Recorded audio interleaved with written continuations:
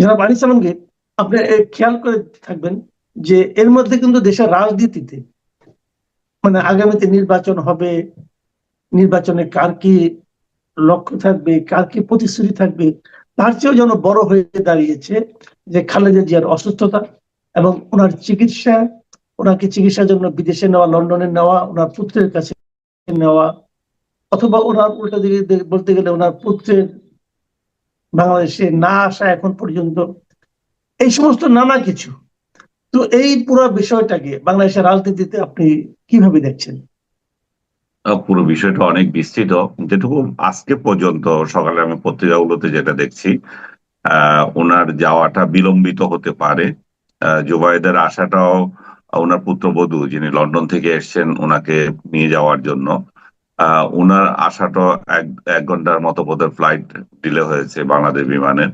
তো আমি দেখলাম কয়েকজন আবার যে কেন ডিলে হয়েছে সেটা নিয়েও নানা কথা। তো যাই হোক, ওনাকে যেটা এয়ার অ্যাম্বুলেন্স যেটা দিয়ে উনি এর আগেও সেখানে গিয়েছিলেন, সেই অ্যাম্বুলেন্সটাও নাকি দেরি হবে, যেতে দেরি হবে, যান্ত্রিক ত্রুটি আছে। তারপরও আমরা আশা করছি যে আজকে শুক্রবারের মধ্যেই ওনার হয়তো যাওয়া সম্ভব হবে, বা এখান থেকে উনি উড়াল দিতে পারবেন, এটা এটা আশা করা যায়।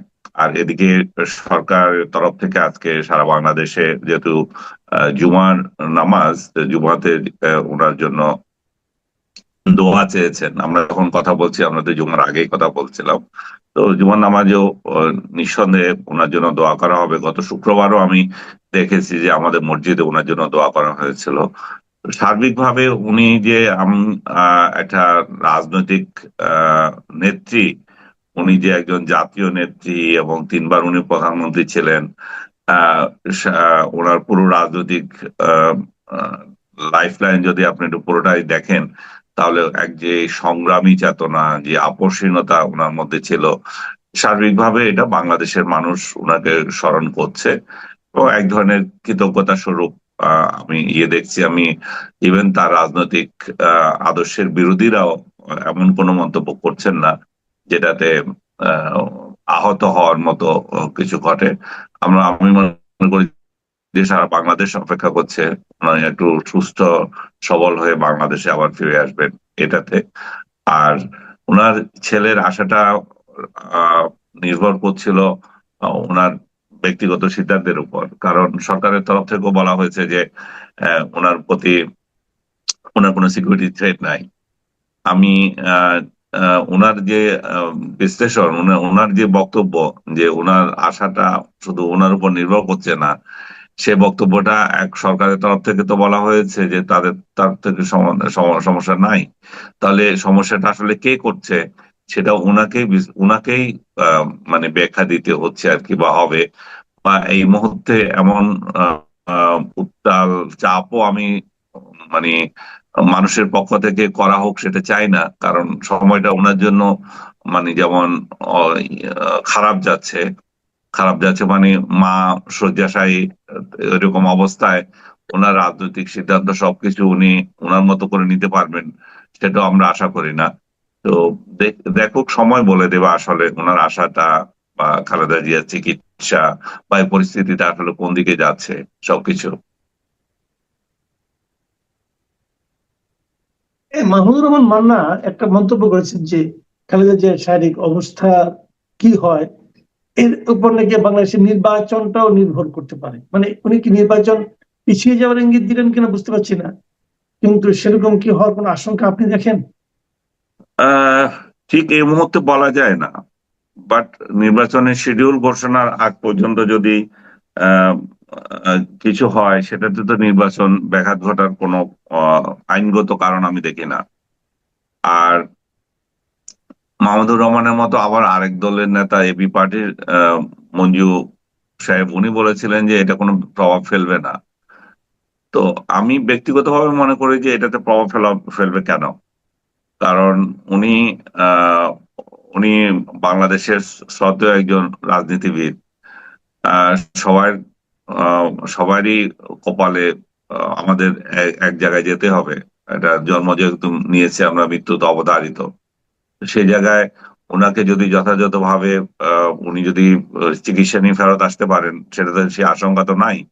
আল্লাহ না করুক ওনার যদি কিছু হয়ে যায়, তাহলে সেক্ষেত্রেও তো আমাদের প্রাত্যহিক কাজ থেমে থাকবে না। আমার মনে হচ্ছে ওনার রাজনৈতিক দল বাংলাদেশ আহ জাতীয় পার্টি, বাংলাদেশ জাতীয়তাবাদী দল, ওনারা যদি মনে করেন যে ওনার এই এই বিষয়টা নিয়ে ওনাদের রাজনীতিতে বা নির্বাচনী ক্যাম্পেইনে কোনো সমস্যা হচ্ছে, তাহলেই শুধুমাত্র আমার মনে হয় যে এটাতে পিছাতে পারে। আদারওয়াইজ অন্য কোনো কারণ তো আমি দেখি না। আর ওনারাও যে ওই ধরনের আবেদন করবেন যে আমাদের রাজনৈতিক বিপর্যয় ঘটেছে, আমাদের দলের প্রধান এখন আহ, এর এই অবস্থায় নির্বাচন হতে পারে না, সেটারও কোনো যৌক্তিকতা আমি দেখি না। কারণ আজকে অনেক বছর থেকে আপনি বলতে পারেন যে বেগম খালেদা জিয়া রাজনীতিতে অনুপস্থিত।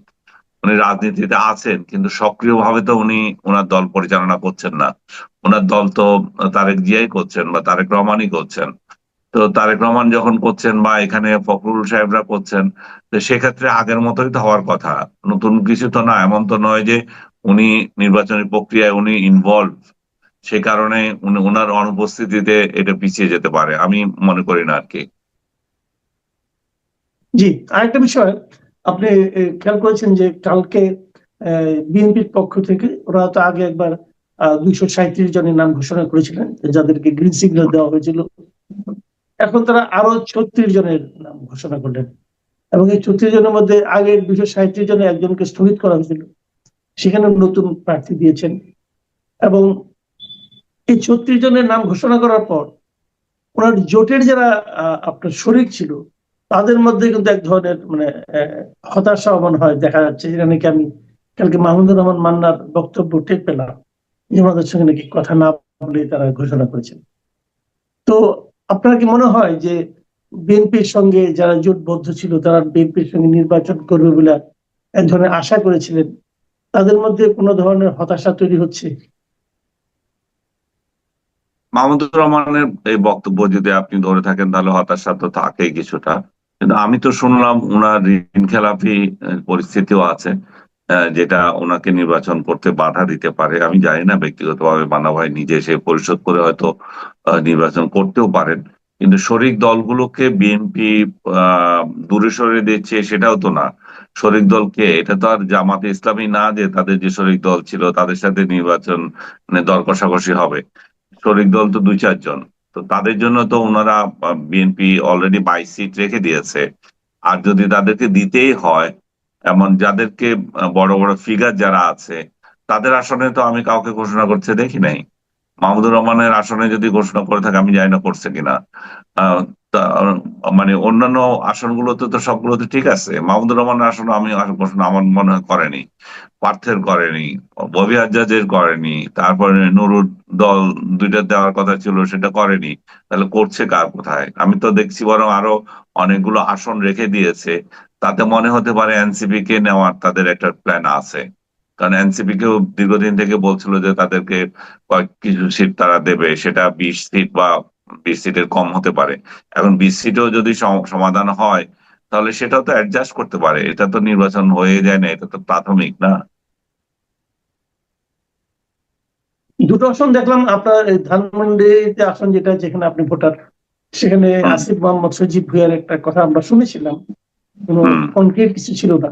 সেটা তো হুম। একজন বিএনপি দেওয়া হয়েছে, এবং উত্তরায় মুগ্ধর ভাই স্নিগ্ধকে দেওয়ার কথা অনেকে বলেছিল মুখে মুখে। এই দুটো আসন তো চলে গেল আর কি। চলে যাওয়া না, আমি মনে করি যে বিএনপি এখানে যথাযথ সিদ্ধান্ত নিয়েছে। আমি আমার আসনের কথা যখন বললেন, আমি রবিউলের সাথে ভেরি রিসেন্টলি একটা টক শোতে আমার বাদানুবাদ হয়েছে, পাবলিক সেটাই দেখেছে শুধু। রবিউল আমাদের ডিপার্টমেন্টের ছোট ভাই, আপনিও জানেন। তো রবিউলের সাথে আমার যখন কথা জি। হচ্ছে, আমি তাকে জিজ্ঞেস করলাম যে কি পরিস্থিতি, এবং আমি বললাম যে সে পাচ্ছে কিনা। এবং আমি তাকে স্পষ্ট বললাম এখানে অসীম আছে, ব্যারিস্টার অসীম আমাদের বন্ধু মানুষ, আমাদের ইয়ারমেট।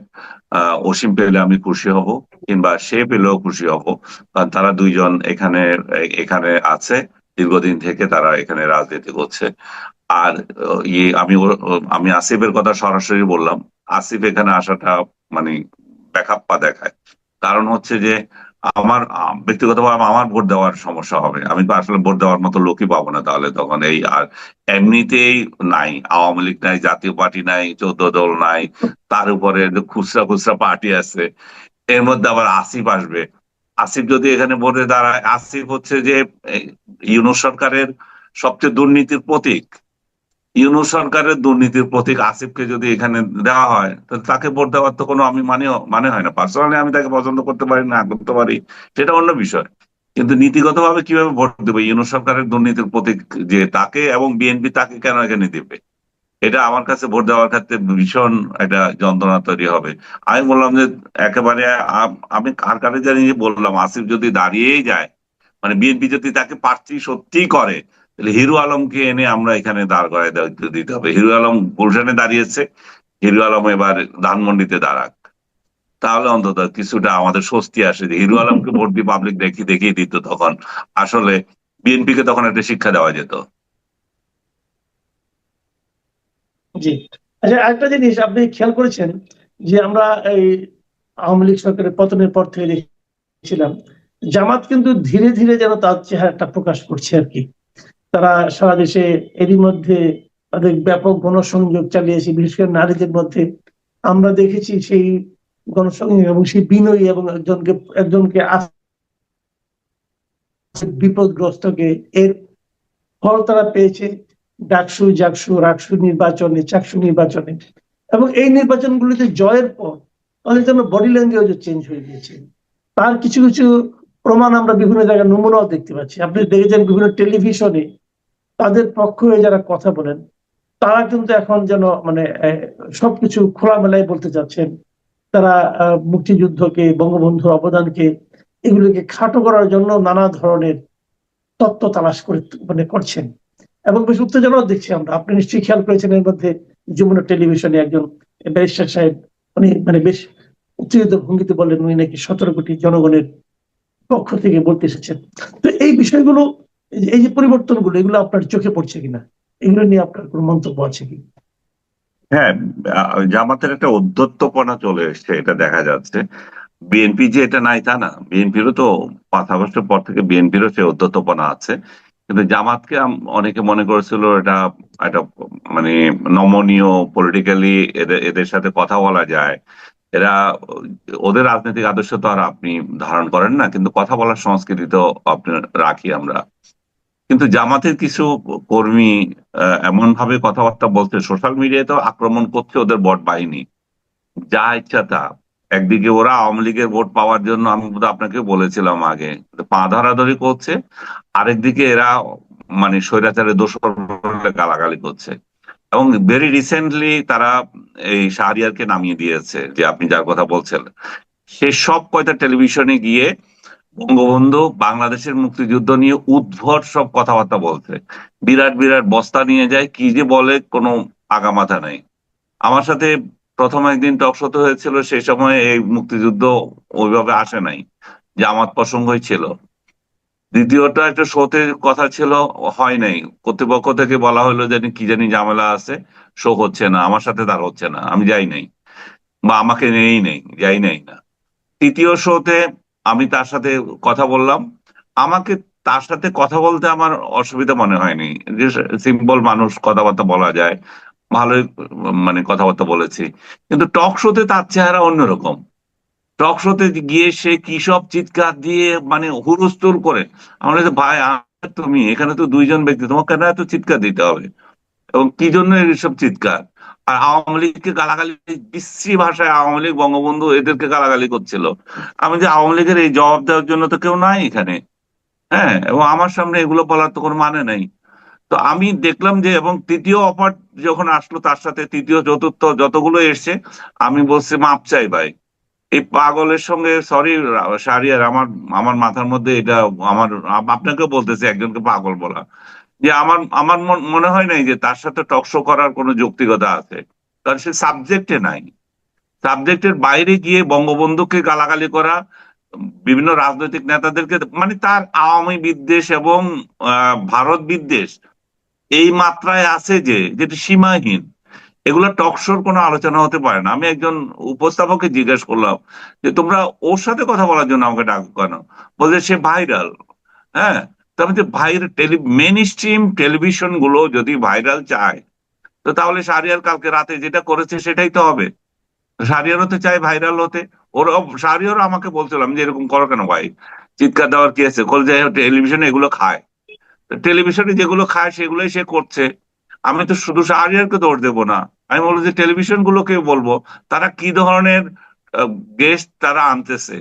আবার এই যে যমুনার কথা বললেন, এই যমুনায় আমি কথা বলে এসেছি কেন, সেই জন্য প্যারিসে পলাতক যে ইয়ে ওই যে আপনার এই যে ভিউ ব্যবসায়ী, হ্যাঁ, যে খেউ খেউ খিস্তি খেউর করে, যে পিনাকি, সে যমুনাকে থ্রেট দিয়েছে আনিস আলমগীরকে আনলে তারে এই করে দেবে সেই করে দেবে যমুনা টিভিকে।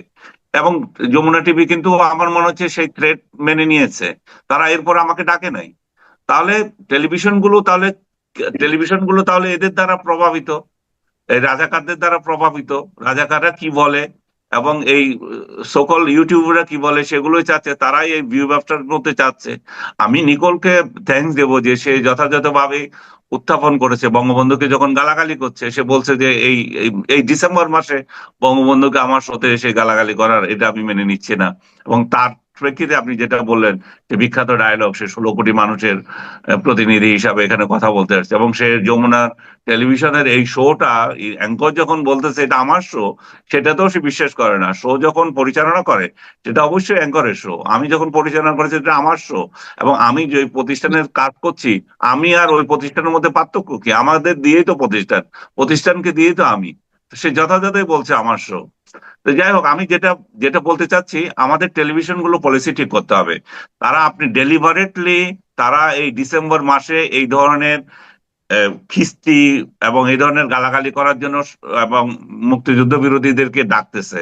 এবং আপনি 2-3 দিন আগে আমার একটা ইয়ে দেখবেন, স্ট্যাটাস দেখছেন কিনা জানি না আমি, যে আমি সেটাতে আমি সেখানে স্পষ্ট বলেছি, আমি যেটা বলেছি সেটাই প্রতিফলিত হয়েছে দেখি গতকালের শোতে, যে টেলিভিশন আগে ডিসেম্বর মাসে এই মুক্তিযুদ্ধ বিরোধীরা কথা বলার সাহস পেত না। তারা এই মাসটাকে একটা তাদের আজাবের মাস হিসেবে ধরে নিয়ে কথা বলতো না। এখন উল্টো, তারা মুক্তিযুদ্ধের বিরুদ্ধে গিয়ে মুক্তিযোদ্ধাদেরকে গালাগালি করছে, এবং মুক্তিযুদ্ধ নিয়ে যারা কথা বলে তাদেরকে গালাগালি করছে, তারা বঙ্গবন্ধুকে গালাগালি করছে, তারা বাংলাদেশকে সহায়তা করে রাষ্ট্র ভারত ছিল, এই ভারতকে গালাগালি করছে যে সহায়তা করেছিস কেন। এবং কতগুলো ইউটিউব মোল্লা আছে, সে একটা ইউটিউব মোল্লা ইব্রাহিম, তারটা দেখলাম যে সে বলছে যে এই দেশটা তো স্বাধীন ছিল, এই স্বাধীন দেশটাকে ভাঙছে এরা, মানে বিশ্রী ভাষায় যে কি কথাবার্তা বলছে। আমি জানি না এই ডক্টর ইউনূস সরকার কি করে মানে মুক্তিযুদ্ধকে এত হেয় করার চান্স সবাইকে দিচ্ছে। মুক্তিযুদ্ধকে যদি হেয়ই করবে, তারা স্বাধীনতা আহ, এবং যে 71 এগুলাকে কমপ্লিটলি ইরেজ করে দিলে তো হয়। একদিক দিয়ে আবার এই স্বাধীনতার কথা বলবে, আবার আরেক দিক দিয়ে লোক লাগিয়ে দেবে স্বাধীনতাকে কিভাবে হেয় করা যায় সেটা করার জন্য। তো স্পষ্ট আমার মনে হচ্ছে যে এটাতে সরকারের যেমন মনোযোগ দেওয়ার দরকার আছে, এবং টেলিভিশন গুলোরও একটা শিক্ষা হওয়ার দরকার আছে, যে তারাই চাচ্ছে, যেমন টেলিভিশন গুলোই চাচ্ছে। এটা আমি বলবো না যে ওই লোকগুলো করছে, শাহরিয়ার যে করছে কেন করছে, কারণ শাহরিয়ারকে বলার জন্যই ডাকছে।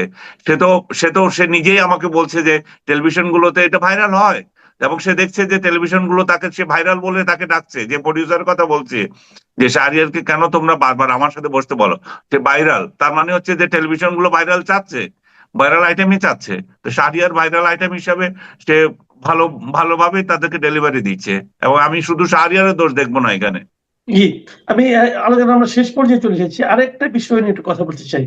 আপনি নিশ্চয়ই খেয়াল করেছেন যে এই আমাদের যে আন্দোলনের যারা তরুণ নেতৃত্ব ছিল, যাদেরকে জেনজি বলা হতো, সেই তাদের নিয়ে রয়টার্স দুদিন আগে একটা স্টোরি করেছে। হুম। মানে যারা যারা শেখ হাসিনার পতনের জন্য আন্দোলন করেছিল, তারা এখন নিজেরাই রাজনীতির মাঠ দখলের জন্য লড়ছে।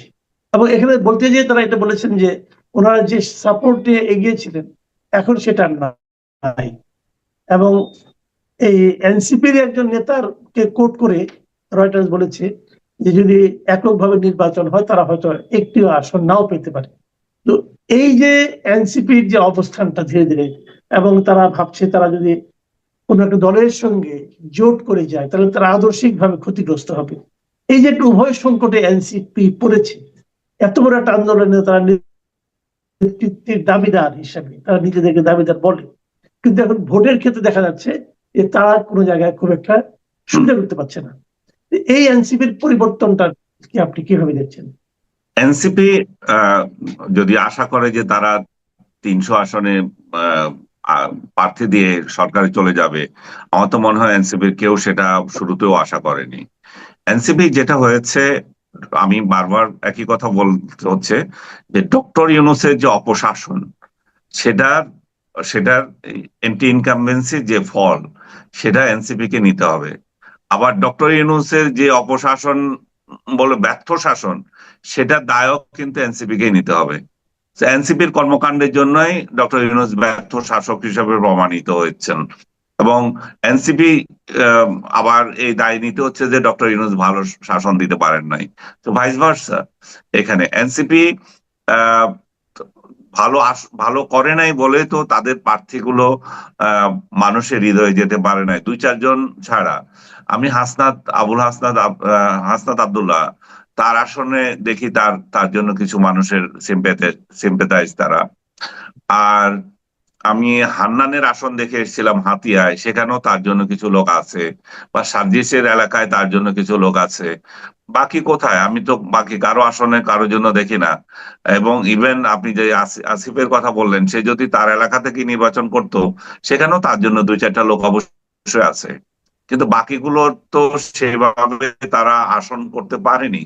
কারণ এই জন্যই পারেনি যে, কারণ সরকারের যে, আমি যেটা শুরুতে বলছিলাম, সরকারকে অপছন্দ করছে সেটা তাদের গায়ে যাচ্ছে। সরকারের ভালো কাজ হচ্ছে না, সেটা তাদেরকে দায়ী করা হচ্ছে। এবং এনসিপি মব ভায়োলেন্সের জন্য আহ, এই এই দায়িত্ব এনসিপি এড়াতে পারবে না। কারণ বাংলাদেশের এই যে অপশাসন যেটা বলছি আমরা, যে ডক্টর ইউনূসের শাসন ব্যর্থ হওয়ার যে সমস্ত দায় দায়িত্ব, এটা হচ্ছে মব হচ্ছে নাম্বার ওয়ান। ডক্টর ইউনূসকে মবের জন্যই খেসারত দিতে হচ্ছে। সেই মবের প্রধান কারণ এনসিপি। কিন্তু আপনি এই নির্বাচন দিয়ে যদি এনসিপি হতাশ হয়ে যায়, আমি মনে করি যে হতাশ হওয়া তাদের কিছু নাই। কারণ সামনে তাদের জন্য উজ্জ্বল ভবিষ্যৎ আছে, তারা যদি রাজনীতিটাকে ঠিক মতো এগিয়ে নিতে পারে। কারণ তারাই তো আগামী দিনের ভবিষ্যৎ। তারা মানে তরুণরা। বাংলাদেশে এই আরেকটা প্রজন্ম তো আসবে, এই প্রজন্মকেই তখন হাল ধরতে হবে। তো তারা যদি সেই জায়গায় নীতি আদর্শ মেনে রাজনীতি করে, এবং এই দুই ধারার রাজনীতির বাইরে একটা আলাদা ধারা প্রতিষ্ঠিত করতে পারে, যে পরিবারতন্ত্রের পূজার বাইরে তারা একটা আহ নীতি আদর্শ স্থাপন করতে পারে, নীতি নৈতিকতা দেখাতে পারে, কেন নয়? তাদের কাছে বঙ্গবন্ধু যখন, যে আপনি খেয়াল করে দেখেন, বঙ্গবন্ধু যখন বঙ্গবন্ধু হয়েছিলেন, এমনি এমনি তো হওয়ার নয়, তখন ওনার কয়জন লোক ছিল? কিন্তু সেই নেতৃত্ব তার উনি দিয়েছেন বলেই এই দলটা মানে এগিয়েছিল। তো এখন প্রশ্ন হচ্ছে যে এনসিপি তে বঙ্গবন্ধু আছে কিনা। এনসিপি তে যদি বঙ্গবন্ধু না থাকে, তারাও সেই আরেকটা 2-4টা পার্টির মতো শেষ হয়ে যাবে। কিন্তু ওইখান থেকে যদি কোনো একজন নির্দিষ্ট সময় নির্বাচন হয়, সেটা খুব বেশি একটা দূরে নয়, একদম চলে এসেছে বলা যায়, মানে 2 মাসের 2.5 মাসের মতো আছে। এই সময়ে রাজনীতিটা মূলত নির্বাচনকে কেন্দ্র করে হওয়া উচিত ছিল, এবং এটাই আলোচনার বিষয় যে আগামী নির্বাচনে জয়ী হলে পর রাজনৈতিক দলগুলো কে কিভাবে দেশ পরিচালনা করবে, দেশের মূল সমস্যাগুলি কি, এগুলো নিয়ে আলোচনাটা কিন্তু খুবই প্রত্যাশিত ছিল। কিন্তু এর মধ্যে আমরা দেখছি এই মুহূর্তে আলোচনা হচ্ছে বেগম খালেদা জিয়ার শারীরিক অবস্থা। অবশ্যই এটা গুরুত্বপূর্ণ বিষয়, উনি একজন গুরুত্বপূর্ণ ব্যক্তি, ওনার শারীরিক অবস্থা আমাদের জন্য অবশ্যই গুরুত্বপূর্ণ ব্যাপার। কিন্তু সবকিছুই যেন এই বিষয়টাকে কেন্দ্র করে পরিচালিত হচ্ছে। উনি বিদেশে যেতে পারবেন কি পারবেন না, গেলে কবে নাগাদ যাবেন, ওনার শারীরিক কন্ডিশন আসলে কেমন, ওনার শারীরিক অবস্থা নিয়ে বাইরে কোনো গুজব আছে কিনা, এই গুজবগুলিকে কে কিভাবে নার্সিং করছে, এগুলো আছে। আবার উনি হয়তো আজকে রাতে চলে যাবেন না কালকে যাবেন, কাতারের আমিরের অ্যাম্বুলেন্স আসতে পারবে কি পারবে না, গেলে পরে কি হবে।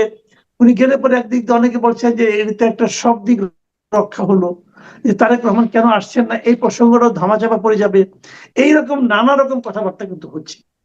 এগুলি সবই গুরুত্বপূর্ণ, আমি কোনোটাকে এড়িয়ে যাচ্ছি না, কিন্তু নির্বাচনের সময় যে আলোচনাগুলি প্রত্যাশিত ছিল সেগুলো কিন্তু আমরা ওইভাবে দেখতে পাচ্ছি না।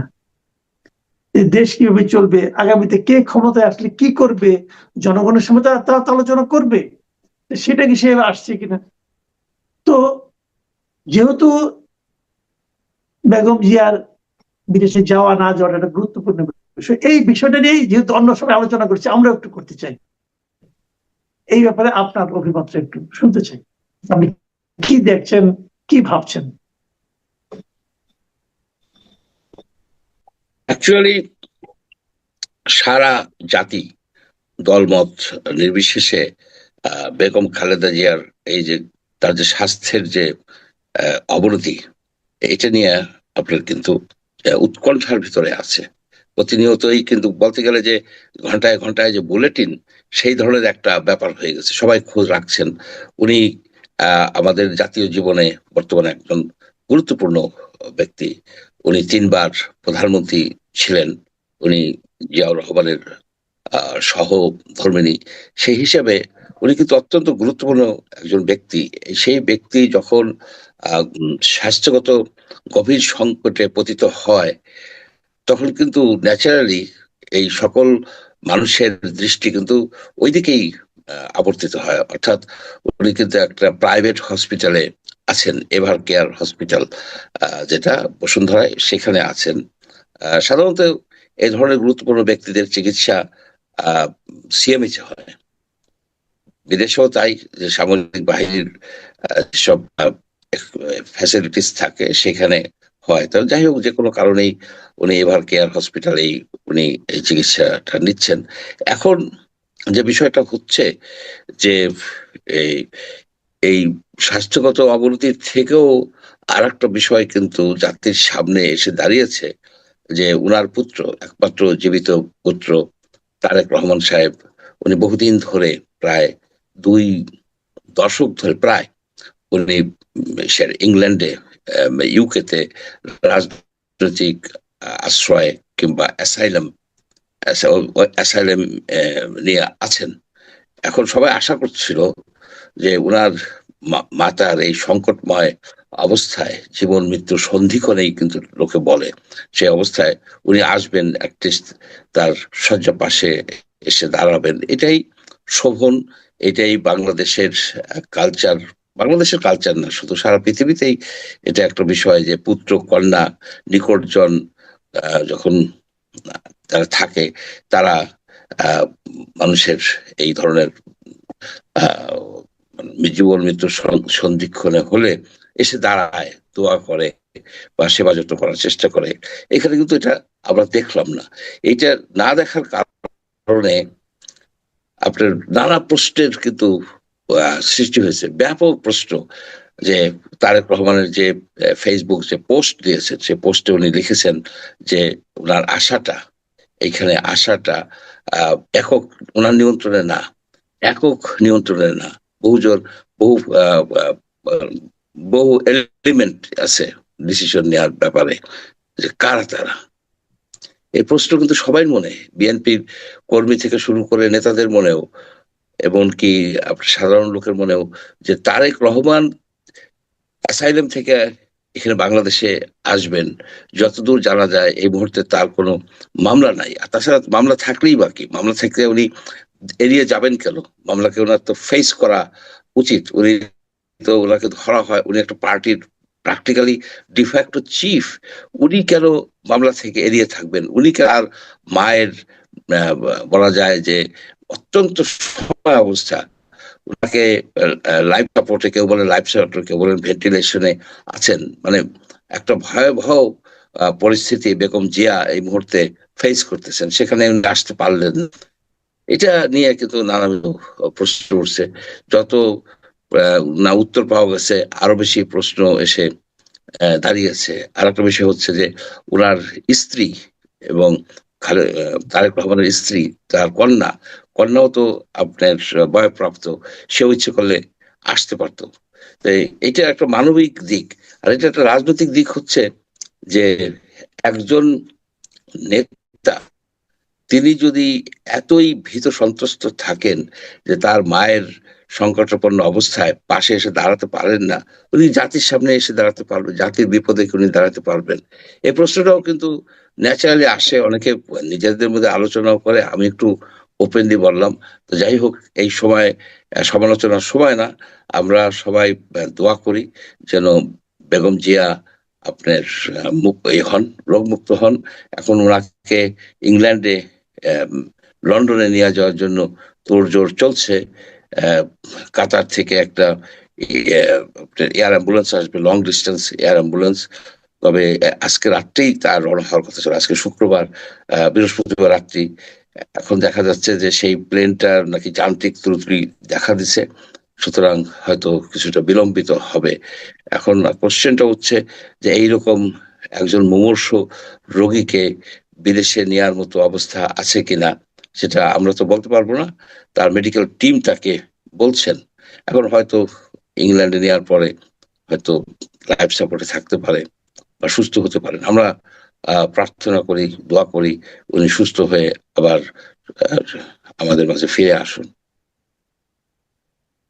দুটো প্রশ্ন, একটা প্রশ্ন হলো এই যে দুটো ঘটনা এখানে, একটা হলো খালেদা জিয়ার অসুস্থতা, একটা হলো তারেক রহমানের অনুপস্থিতি।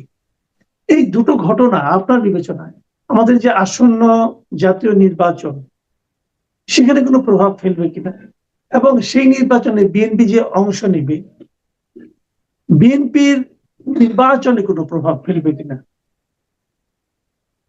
নিঃসন্দেহে ফেলবে। যদি খালেদা জিয়ার এই যে এই এই সংকটাপন্ন অবস্থায় তারেক রহমান যখন আসতে পারলেন না বাংলাদেশে, তবে ধারণা করা যায় যে নির্বাচনের সময় উনি আসতে পারবেন না। কি পরিস্থিতি হলে উনি আসতে পারবেন সেটাও কিন্তু জাতির সামনে পরিষ্কার না।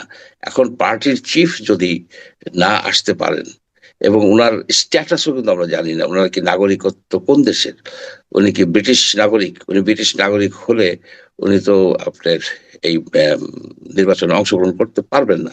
আর যদি ফিজিক্যালি বাংলাদেশে উপস্থিত না থাকেন, তাহলে সেই নির্বাচন কতটা বিএনপির জন্য অর্থবহ হবে সেটাও সম্বন্ধে আমার কিন্তু সন্দেহ আছে।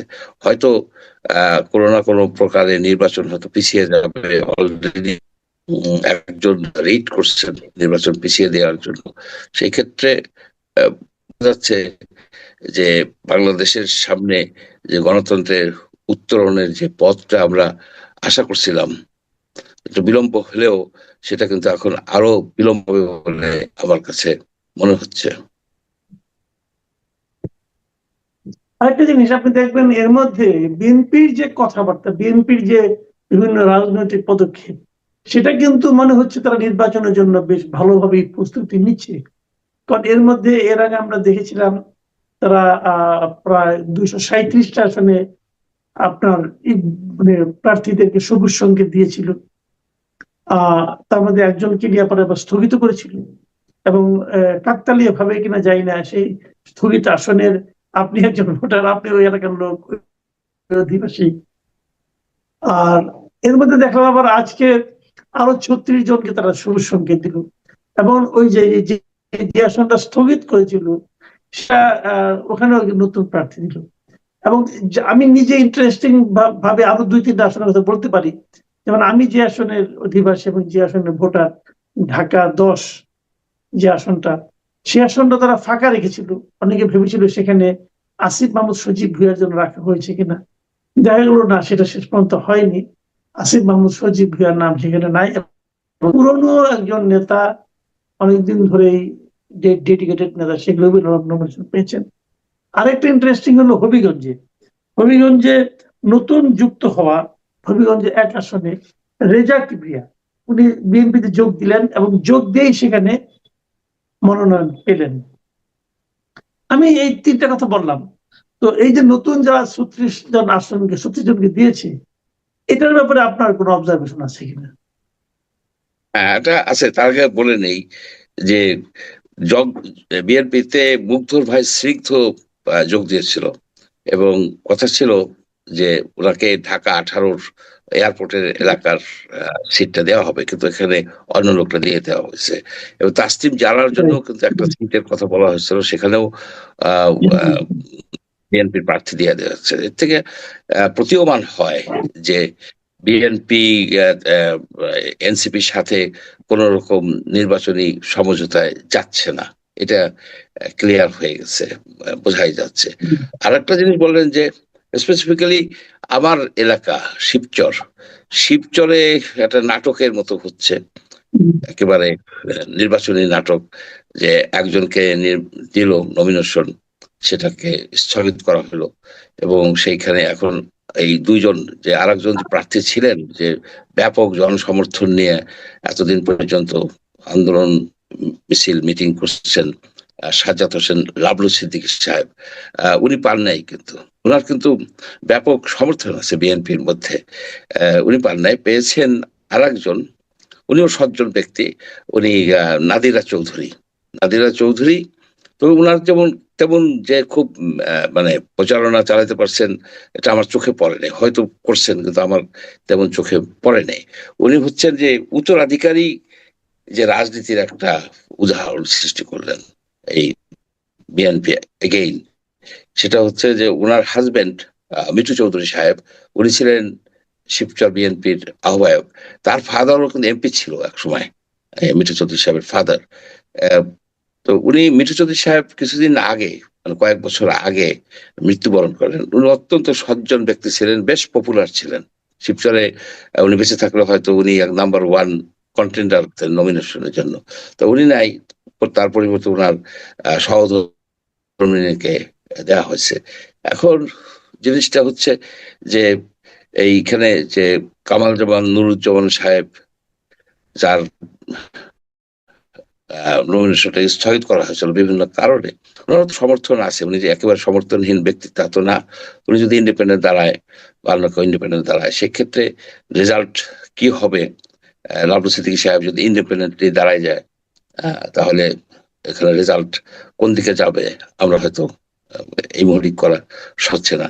তো যেটা হয় কি, সাধারণত যে সবচেয়ে বেশি পপুলার থাকে যে পার্টির ভিতরে, তাকেই নমিনেশন দেওয়ার যে একটা ট্র্যাডিশন, সেই ট্র্যাডিশন এখানে মানা হয়নি।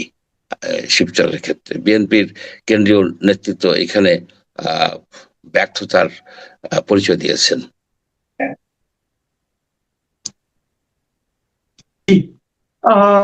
মোটামুটি এগুলোই ছিল আলোচনার বিষয়। কিন্তু এখানে আরেকটা বিষয় আমরাও কিন্তু দেখতে পাই যে মনোনয়নের ক্ষেত্রে কিন্তু কিছু চমক জামাতে ইসলামও কিন্তু তৈরি করেছেন। আপনি দেখবেন যে খুলনা আসনে জামাত একজন হিন্দু ভদ্রলোককে মনোনয়ন দিয়েছেন, খুলনার একটা আসনে। এবং ইন্টারেস্টিংলি এই আসনে স্বাধীনতার সময় থেকে পর্যন্ত একবার মাত্র একজন মুসলিম জয়ী হয়েছিলেন, হিন্দু। একবার যিনি জয়ী হয়েছিলেন সেটা শেখ হাসিনা একবার এখানে দাঁড়িয়েছিলেন এবং উনি জয়ী ছিলেন। পরে ওনার আসন ছেড়ে দিয়ে উপনির্বাচনে উনি আরো মুসলিমকে দিয়েছিলেন আওয়ামী লীগের হিসেবে। উনি কিন্তু আবার ফেল করেছিলেন আরেকজন হিন্দুর কাছে। মানে বোঝা যাচ্ছে যে এই আসনটা আসলে হিন্দুদেরই আসন। সেই হিসেবেই জামাতে ইসলাম এখানে সম্ভবত একজন হিন্দু প্রার্থীকেই মনোনয়ন দিচ্ছেন। প্রশ্ন হচ্ছে যে এখান থেকে দুটো জিনিস, একটা জিনিস হলো জামাতের রাজনৈতিক যে আদর্শ, সেখানে কি তাহলে পরিবর্তন আসছে, 1 নম্বর। 2 নম্বর প্রশ্ন হলো যে জামাত কি নির্বাচনে জয়ী হওয়ার জন্য কিছু কিছু ক্ষেত্রে আদর্শের সঙ্গে মরিয়া হয়ে উঠছে? এটা তো জামাত মারি পারি ওড়ি এক ধরনের কথা আছে না, যে কোনো প্রকারে হোক, by hook or by crook, তারা ক্ষমতায় যেতে চায়। এটা সকল পার্টি যেতে চায়। তো জামাতের জন্য এটা বেশ চমকপ্রদ যে জামাত হচ্ছে একটা জামাতে ইসলামী, সেখানে একজন অন্য ধর্মের লোককে, অর্থাৎ জামাতের দৃষ্টিতে কিন্তু উনি বিধর্মী, একজন বিধর্মী ব্যক্তিকে যে নমিনেশন দিল এবং বেশ ঢাকঢোল পিটিয়ে এগুলি বলল, এটা তার যে মানে সিট বাড়ানোর জন্য সে চেষ্টা করছে। এটা শুধু যে শুধুমাত্র যে একদম সনাতন ধর্মাবলম্বীর জন্যই এটা করতেছেন তা না। অনেক জায়গায় আপনি দেখবেন যে জামাত কিন্তু আওয়ামী লীগের ভোটারদের সাথে, আওয়ামী লীগের স্থানীয় নেতাকর্মীদের সাথে রেয়াজও করছেন, যেন তারা যেন তাদেরকে সাপোর্ট করে। এই সাপোর্টটা আসতে পারে কারণ আওয়ামী লীগের নেতাকর্মীরাও কিন্তু এখন বিপর্যস্ত অবস্থায় আছে, মামলা মোকদ্দমা হেনস্থা হচ্ছে। এখন যদি কেউ বলে যে দেখো তোমরা আমাকে ভোট দাও, আমি তোমাদের এই সব মামলা মোকদ্দমা ম্যানেজ করব, সেক্ষেত্রে তারা তো ভোট পেতে পারে। এরকম কিছু কিছু ক্ষেত্রে শোনা যাচ্ছে। শুধু যে আওয়ামী লীগ না, আপনার বিএনপিরও এরকম করা হচ্ছে, বিএনপির নেতারাও করছে। সেই জন্যই সবচেয়ে দুর্ভাগ্য হচ্ছে যে এই নির্বাচন যদি আওয়ামী লীগকে ইনক্লুড না করা হয়, জাতীয় পার্টিকে ইনক্লুড না করা হয়, এটা ইনক্লুসিভ নির্বাচন হবে না। আওয়ামী লীগের যে সব নেতৃত্ব যারা দুষ্কর্ম করছে তাদেরকে তো আপনার বাদ দিতেই হবে। তারা তো এমনি তো তারা মামলা মোকদ্দমায় পড়ে গেছে, তারা তো ইলেকশন করতে পারবে না। কিন্তু যারা ভোটার, আপনি ভোটারদেরকে কেন আপনি ভোট, তাদের ভোটটা অন্য পার্টিকে দিতে বাধ্য করবেন? এটাই একটা বড় প্রশ্ন। যদি প্রকৃতপক্ষে গণতন্ত্রে উত্তরণ আমরা চাই, আমরা সকল ভোটারের ভোটাধিকার নিশ্চিত করতে হবে। এই যে ডক্টর ইউনূস বলে বেড়াচ্ছেন যে কি 1 শতকের মধ্যে শ্রেষ্ঠ নির্বাচন করবেন, এসব বাকোয়াজ কথায় কাজ হবে না। কাজ হচ্ছে যে যে যেসব ভোটার আছে, জেনুইন ভোটার, ভ্যালিড ভোটার, তাদের ভোট দেওয়ার, তাদের চয়েস এক্সারসাইজ করার রাইটটা থাকতে হবে। সেটাই হবে একটা গ্রহণযোগ্য নির্বাচন। মানে আওয়ামী লীগ, এই যে কথাটা আপনি বললেন যে আওয়ামী লীগকে বাদ দিয়ে নির্বাচন,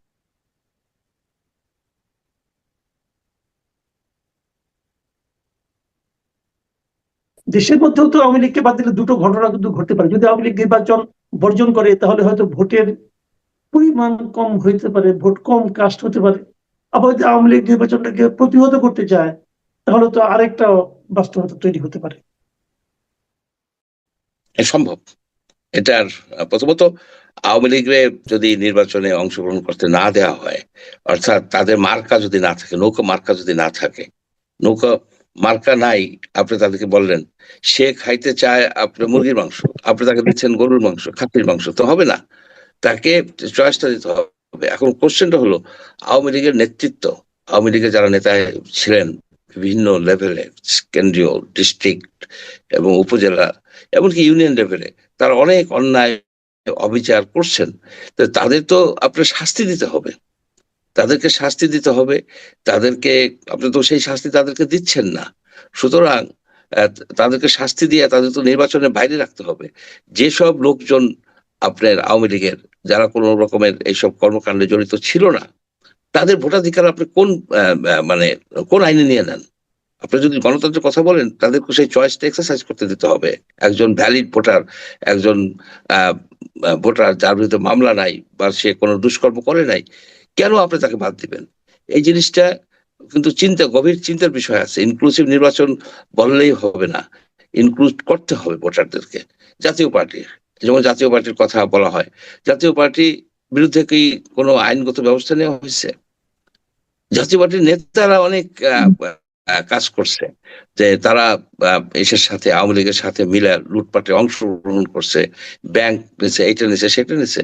সেই ধরনের অপরাধ যারা করছে তাদেরকে তো বিচারের আওতায় আমরা আনতে বলি।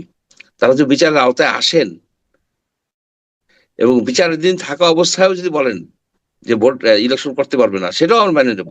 কিন্তু জাতীয় পার্টির বা এরকম অনেক পার্টির তারা নিরীহ ভোটার বা ভ্যালিড ভোটার, তাদের অনেক বিদ্রোহী প্রার্থীরা কিন্তু বিএনপির এগেনস্টে দাঁড়িয়ে যাচ্ছে। আর বিএনপি যে সমস্ত প্রার্থী দেওয়া হয়েছে তাদের বেশিরভাগ প্রার্থী স্থানীয়ভাবে খুব জনপ্রিয় না, কিন্তু আবার কিছু প্রার্থী জনপ্রিয়, যেমন ভৈরব কুলিয়ারচরে এখানে শরীফুল ইসলাম সাহেব অত্যন্ত অনায়াসে বেরিয়ে চলে আসবেন, কারণ সেখানে তার কুলিয়ারচরে যেমন জনপ্রিয়তা আছে তেমনি তার ভৈরবে জনপ্রিয়তা আছে। ভৈরবে যদি সে 30% ভোটও পায় তাহলেও সে জয়লাভ হয়ে যাবে, কারণ 30% ভোট অনেক বেশি তার জন্য। কারণ কুলিয়ারচরে কোনো লোক ভৈরব প্রার্থীকে ভোট দেয় না। আর এইবার একমাত্র শরীফুল আলম ভৈরব থেকে ভোট সংগ্রহ করতে পারবে, কারণ ভৈরবে সে যথেষ্ট জনপ্রিয়। গ্রামে গঞ্জে জনপ্রিয়, সবার মুখে মুখে যে নামটা ভৈরব কুলিয়াচরে, সেটা শরীফুল আলমের নাম। কাজে শরীফুল আলম এখানে সফল হবেন। কিন্তু বাকি যে আসনগুলো আছে, ইটনা, অষ্টগ্রাম, মিঠামইন, তোমার চাচা আছেন, এটা তো একটা খুবই খুবই একটা রিস্কি সিট, খুবই একটা রিস্কি সিট, যেখানে আব্দুল হামিদ সাহেব অবশ্যই নেপথ্যে অনেক কড়িকাঠ নাড়াবে, এবং সেখানে জামাত হয়তো একটা হিন্দু প্রার্থী দিতে পারে, জামাত বা ৮ দলীয় ঐক্যজোট থেকে একটা হিন্দু প্রার্থী দিতে পারে। এখানেও একটা বিরূপ সম্ভাবনা সৃষ্টি হয়েছে।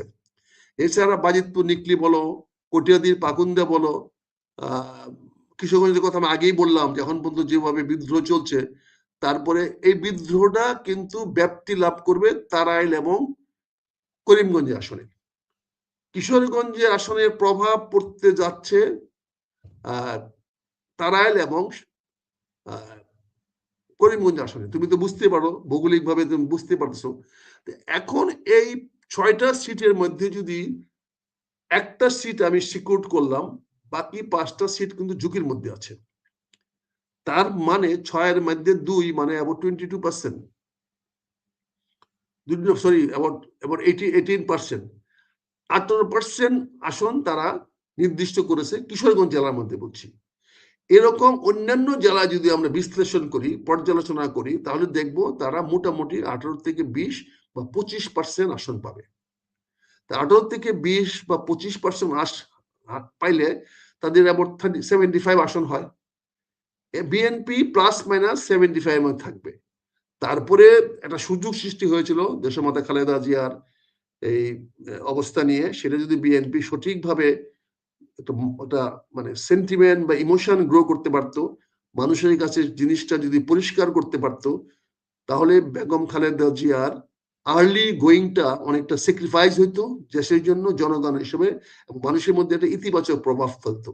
এখানেও আমরা বা বিএনপি ভুল রাজনীতি করে ফেলেছে, একটা ভুল ট্র্যাপে পড়ে গেছে, এবং ভুল ট্র্যাপে পড়ে যাওয়ার কারণে বিএনপির জন্য এই বিষয়টি আরো অনেক কঠিন হয়ে দাঁড়িয়েছে। এখন একটুখানি যদি সারা দেশে, তো আপনিও একদিন বলেছিলেন যে আওয়ামী লীগের ভোট একটা প্রভাব বিস্তার করবে, যেহেতু কিশোরগঞ্জে ইস্যু বলছেন, কিশোরগঞ্জে এই আওয়ামী লীগের একটা বড় ভোট ব্যাংক আছে, এইটা কোন দিকে টার্ন করতে পারে যদি ইলেকশন হয়? আমি তো বলেছি কিশোরগঞ্জে একটা বিদ্রোহী হয়ে গেছে, এবং সেই বিদ্রোহীরা তারা কিশোরগঞ্জে যে প্রার্থী দাঁড়িয়েছে তার পক্ষে যাবে না, এবং যারা বিদ্রোহ করেছে তারা কিশোরগঞ্জে খুবই প্রভাবশালী। এটা প্রায় ছাত্র যুবক পুরা শ্রেণীটাই এই পক্ষে, এবং এখানে এর পক্ষে আওয়ামী লীগ এই বিদ্রোহী প্রার্থীর পক্ষে যাবে, কারণ বিদ্রোহী প্রার্থী প্রভাবশালী, না হলে আওয়ামী লীগেরও ক্ষতি হবে। আমি এখন তোমার তৃতীয় যে জোটটা আছে, সেটা ৮ দলীয় ঐক্য জোট। ৮ দলীয় ঐক্য জোটের একটা সম্ভাবনাময় জোট তৈরি হয়েছে, যেখানে খুব ভালো ভালো ইসলামী দলগুলো আছে।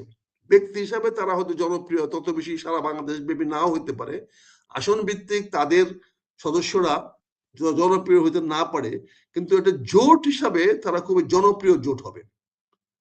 জামাত সহ,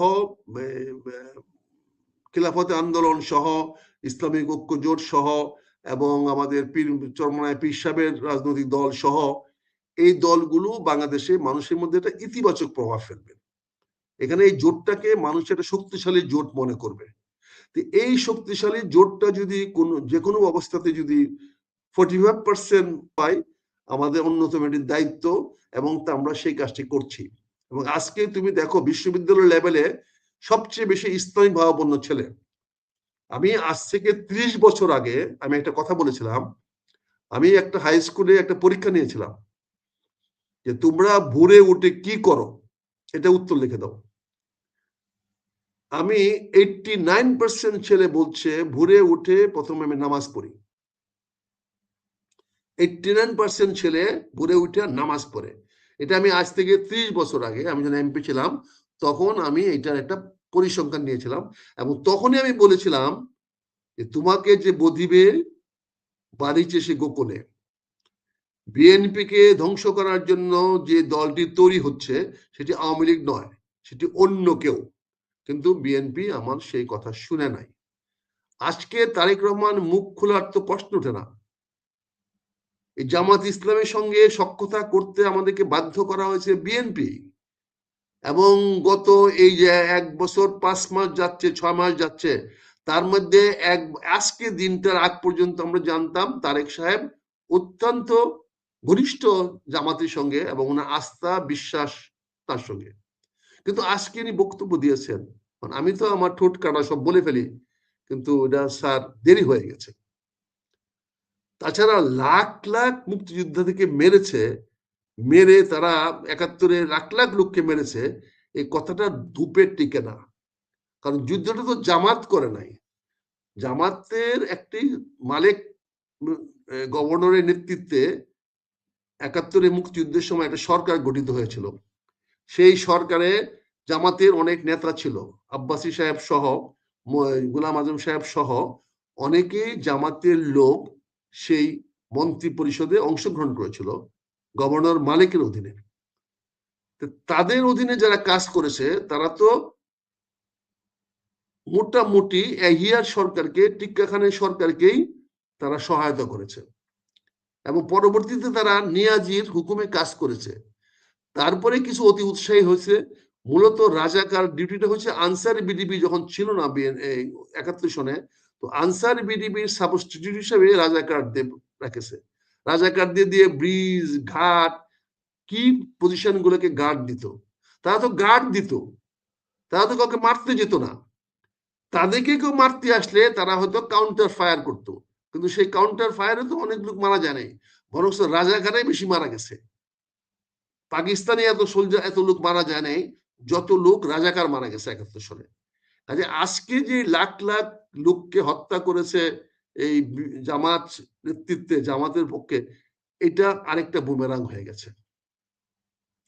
এখন জামাত এখন মাঠে ময়দানে বলবে যে ভাই কোন গ্রামে কাকে মারছি আপনারা বলেন। জামাতের কোন লোকটা আইসা আপনাদেরকে মারছে প্রতিটা গ্রামে তারা প্রশ্ন করতে পারবে, এমনকি তোমার অষ্টগ্রাম গ্রামে প্রশ্ন করতে পারবে।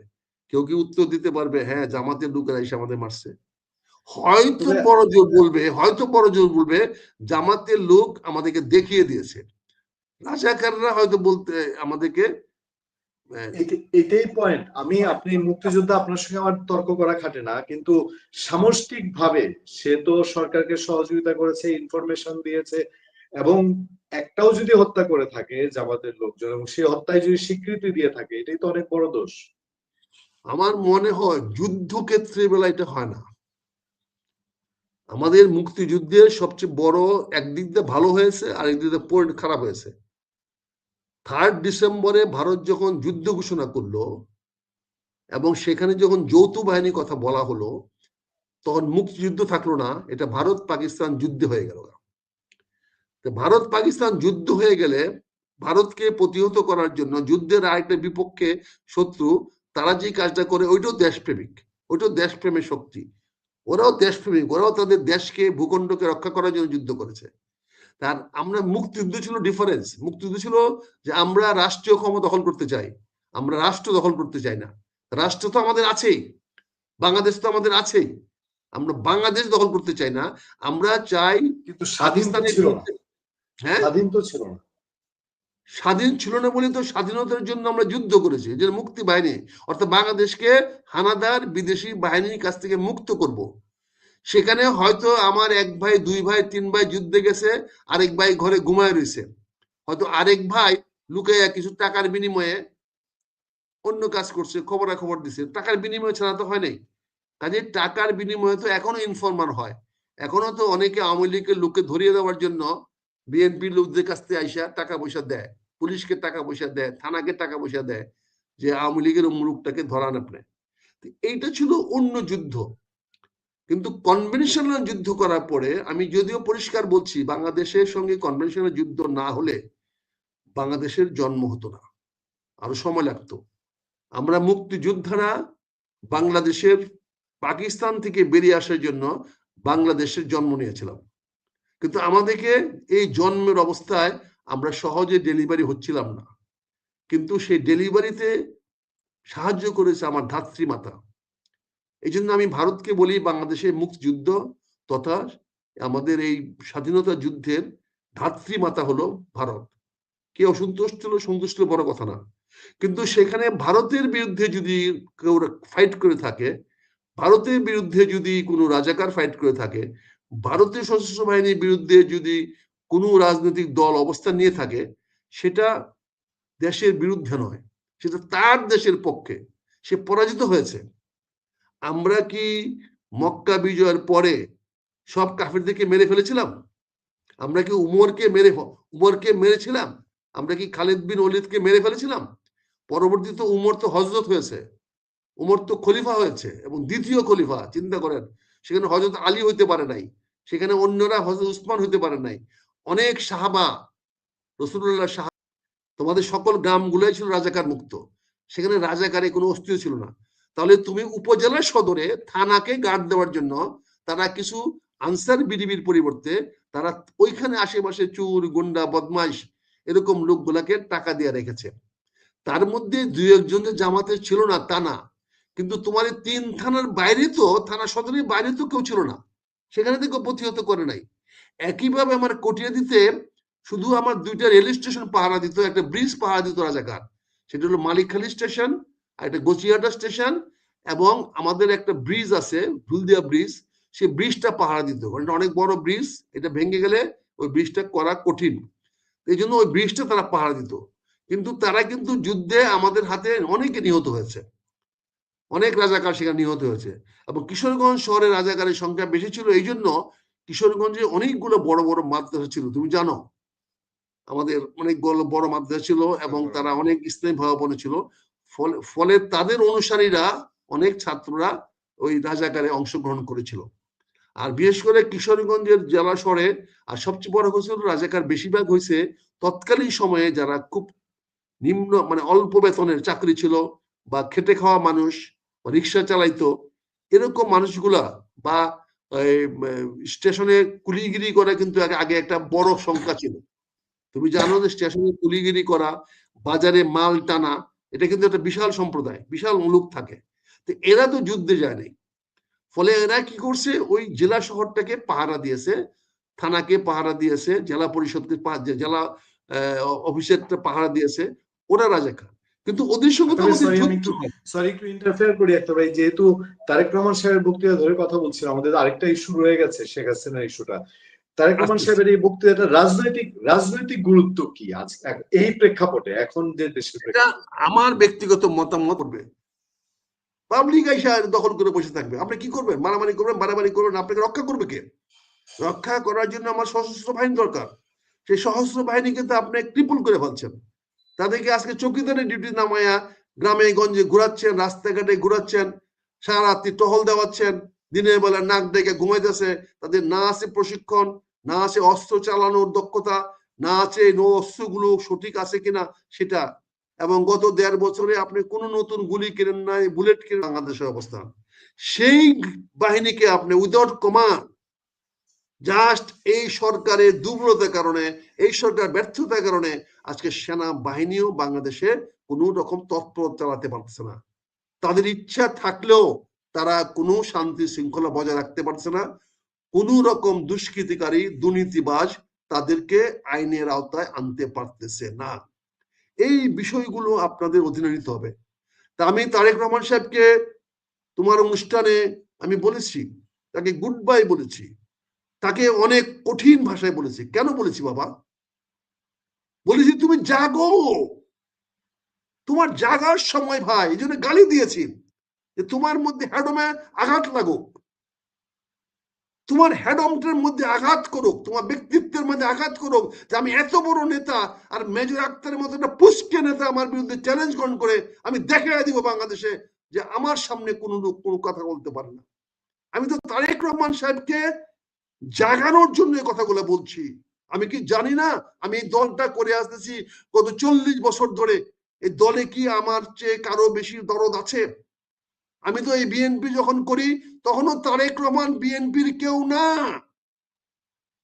আমি যখন 91 সালের এমপি হয়েছি তখনও তারেক রহমান ফরমালি বিএনপিতে অংশগ্রহণ করে নাই। সেই বিএনপির বিরুদ্ধে আজকে আমি কথা বলছি, আমার পুত্র তুল্য আমি তারেক রহমানের বিরুদ্ধে কথা বলছি। এটা তো আমার জন্য শুভনীয় নয়। এটা তো আমি বলতে চাই না, কিন্তু কেন বলতেছি? তারেক রহমানের ভালোর জন্য, তার মধ্যে একটা চেতনা জাগানোর জন্য, তার গুস্সা ওঠানোর জন্য, যেটা বাংলায় বলা হয়, তার মধ্যে একটা গুস্সা আসুক, তার মধ্যে একটা তীব্র প্রতিক্রিয়া আসুক, যে প্রতিক্রিয়ার মাধ্যমে সে সমস্ত ঝুঁকি নিয়ে বাংলাদেশের মানুষের পাশে এসে দাঁড়াবে। ওনাকে সস্তা বক্তৃতা দেওয়ার জন্য তো আমি সমর্থন করতে পারি না। ওনার যে বক্তব্যে দলের ক্ষতি হবে, ওনার নিজের ক্ষতি হবে, সেই বক্তব্যকে তো আমি সমর্থন করতে পারি না, কারণ আমি তো তুলোবাজ নই, আমি তো ওনার কাছে হাত পাতার কিছু নাই। আমি যোগ বিয়োগ করে দেখেছি, হিসাব করে দিয়েছি, আমি আজ পর্যন্ত বিএনপিকে যা দিতে পেরেছি তার 1 বা 100 ভাগের 1 ভাগও আমি বিএনপির থেকে পাই নাই, বা চাইও নাই, বা বিএনপি কোনোদিন নিতেও চাই নাই। কাজেই আমি কন্ট্রিবিউট করে আসছি গত এই 30 বছর রাজনীতিতে, আমি এখনো কন্ট্রিবিউট করতে চাচ্ছি। আমার এই বক্তব্যগুলা বিএনপির পক্ষে বলতেছি আমি। যারা মনে করে বিপক্ষে, তারা তো রাজনীতি বুঝে না, তারা রাজনীতি অর্থ বুঝে না, তারা স্বার্থন্যাসী, সুবিধাবাদী, চাটুকার, সবচেয়ে বড় কথা তারা লম্পট, তারা দস্যু, তারা চাঁদাবাজ, তারা বিভিন্ন জায়গায় দখলবাজ। এই জন্য তারা আমার কথা তাদের ভালো লাগে না। আমি আমার এলাকায় দেখেছি, যে গ্রামে যত খারাপ লোক আছে, চুরি করে, ডাকাতি করে, সন্ত্রাসী করে, বা চুরি চামারি করে, বা মানুষের সঙ্গে মামলায় জড়ায় যায়, তারা কেউ আমাকে দেখতে পারে না। তারা সবকিছুতে আমার বিরোধিতা করে, যদিও তাদের পার্সেন্টেজ 5 to 10%। আমি যতদিন এমপি ছিলাম, আমি তাদেরকে নিয়ন্ত্রণে রেখেছি, আমি তাদেরকে কঠোর নিয়ন্ত্রণে রেখেছিলাম। তারা এদিক সেদিক পারে নাই করতে, কিন্তু তারা পরবর্তীতে আমি নির্বাচিত হতে না পারার কারণে, এটা তাদেরই একটা ষড়যন্ত্র হিসাবে হতে পারে না বলে, আজকে আমার দেশে, আমার গ্রামে, আমার এলাকায় মাসে মাসে খুন খারাপি হয়। কটিয়াদীর পাকুন্দিয়া থানায় এমন কোনো মাস যাচ্ছে না যে এই মাসে একজন না একজন মানুষ হত্যা হচ্ছে, নিহত হচ্ছে। এটা আমি প্রতিহত করতে পারছি না। আজকে আমার মনে হয় কটিয়াদীর পাকুন্দিয়া সারা বাংলাদেশের চাঁদার শীর্ষে আছে, চাঁদাবাজির শীর্ষে আছে। আমাদের বিএনপি কতিপয় নেতারা, ইউনিয়ন লেভেলের নেতারা যে হারে একদম নগ্নভাবে চাঁদাবাজি করতেছে, এটা আমাকে কষ্ট দেয়, আমাকে ব্যথা দেয়, কিন্তু প্রতিহত করতে পারতেছি না। কারণ আমি আঘাত করতে গেলে তারা বলবে বিএনপিকে আঘাত করেছি। তারা তো বিএনপির নাম দিয়ে করে, তাদেরকে আঘাত করতে পারছে। তারা যুব দলের নাম দিয়ে করে, তারা ছাত্র দলের নাম দিয়ে করে। কাজে তাদেরকে আঘাত করলে তারা বলবে আমি যুব দলকে আঘাত করেছি, তাদেরকে বললে বলবে আমি ছাত্র দলকে আঘাত করেছি, তাদেরকে আঘাত করলে বলবে আমি স্বেচ্ছাসেবক দলকে আঘাত করেছি, তাদেরকে আঘাত করলে বলবে তারা আমি বিএনপিকে আঘাত করেছি। এবং সেটা বুঝাবে তারেক রহমান সাহেবকে যে উনি তো বিএনপির উপর একের পর আঘাত করে যাচ্ছেন, আপনাকে গালি দেয়, বুঝেন না আমাদের কি করতেছে।